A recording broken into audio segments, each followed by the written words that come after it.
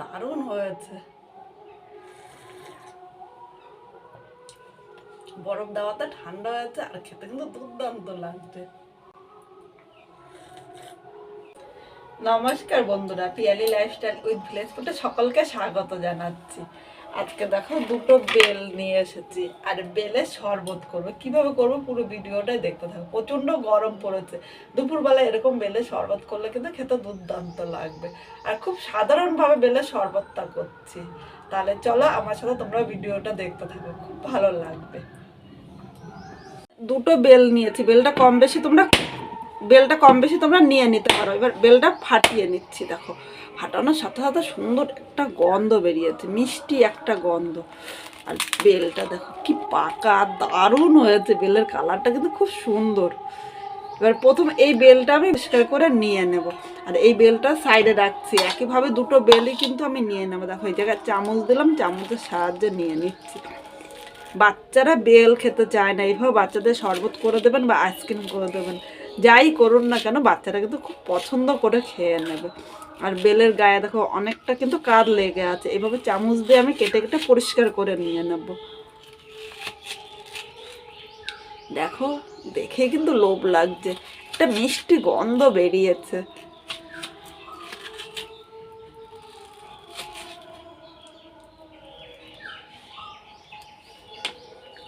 বন্ধুরা এখানে দুটো বেলি নিয়ে নিয়েছি আর দেখো বাটিটা ভরে গিয়েছে, তাই আর একটা বড় বাটি আমি নিয়ে নিলাম।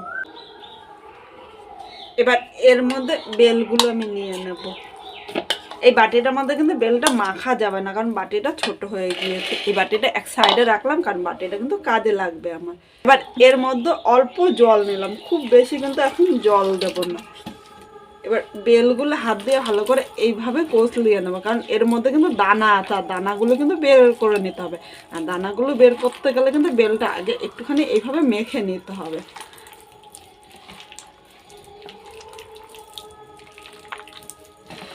এই কাজটি কিন্তু হাত দিয়ে করতে হবে, কারণ ম্যাশার দিয়ে করতে গেলে কিন্তু ততটা ভালো হবে না, দানাগুলো কিন্তু এর মধ্যে থেকে যাবে।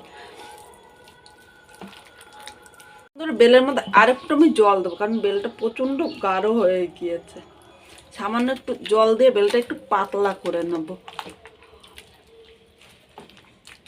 এবার এই বেলের মধ্যে যে দানা, তারপর বেলের আঁশগুলো আছে দেখো হাতের সাহায্যে এইভাবে মুট করলে কিন্তু চলে আসে। এইভাবে মুট করে আমি ভালো করে বেলটা নিচে দিয়ে বেলের এই আঁশগুলো আমি ফেলে দেব।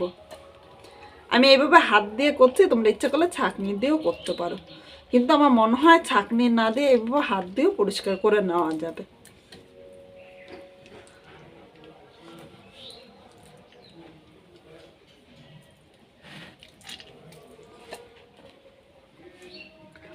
বেলের এই আঁশগুলো থাকলে কিন্তু যখন খাবো মুখে পড়লে তখন কিন্তু ভালো লাগবে না।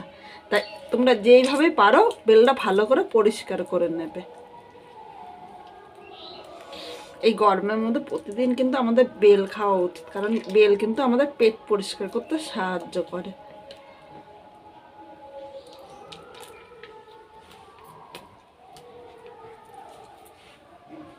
বন্ধুরা দেখো হাত দিয়ে কিন্তু বেলটা পরিষ্কার করে নিলাম, আর বেলের মধ্যে কিন্তু এই দানাগুলো একদম পরিষ্কার করে নিয়েছি।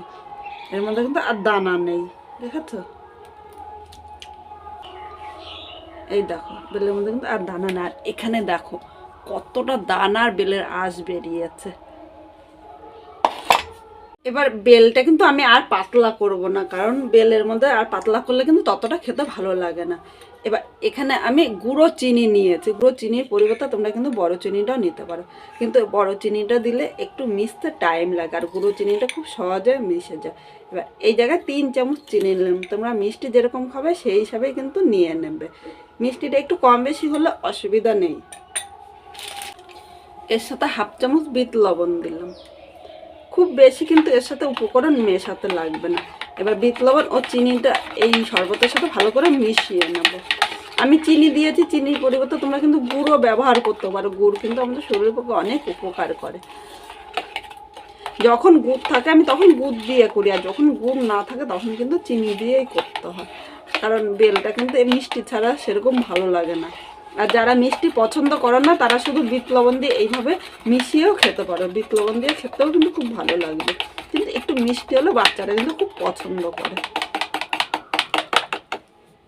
বন্ধুরা এখানে বেলের শরবতটা তৈরি হয়ে গিয়েছে। এবার এটা এক সাইডে নিয়ে এখানে আমি 2টো গ্লাস নিলাম, 2টো গ্লাসের মধ্যে আমি শরবতটা নিয়ে নেব।